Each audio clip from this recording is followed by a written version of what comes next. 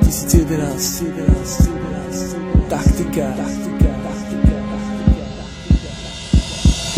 Vyplutý do tohto sveta so ženou, čo s ním non-stop keca, aj keď on to ešte nevie, že je jeho matka, ktorá vychováva toho chlapca, čo je čistý ako sneh.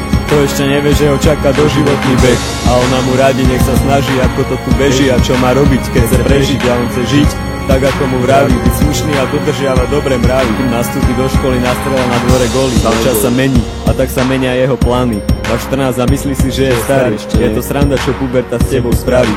Stále vraví, zhodiť dres, žiadny stres, hlavné je, že máme nejaký gres. Prejde nejaký čas a je leto, všetci to mali a on tiež chce to.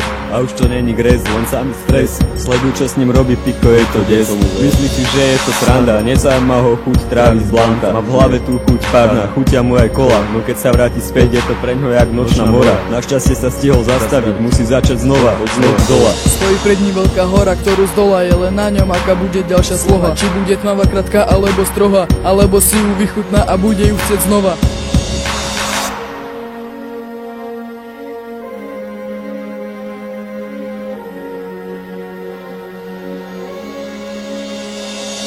Poznal som ho osobne, je to môjho otca brat, a on bol zvučný chalan, dokým to nezačal brať. To skoro každý deň nedalo sa to vydržať a preto rozhodli sa ho na mesačné liečenie dať.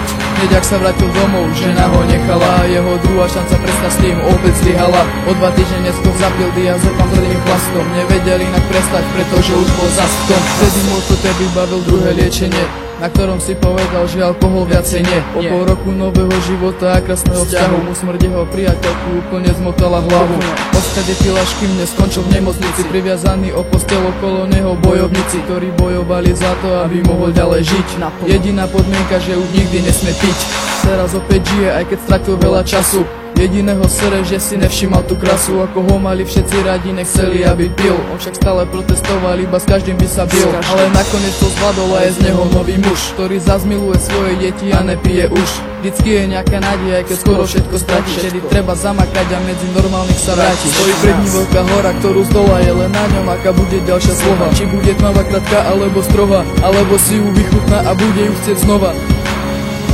Ako tu máš čistý príklad, aj títo ľudia boli v totálnych sračkách a dokázali sa z toho dostať, preto nestráť sa nádej aj ďalej.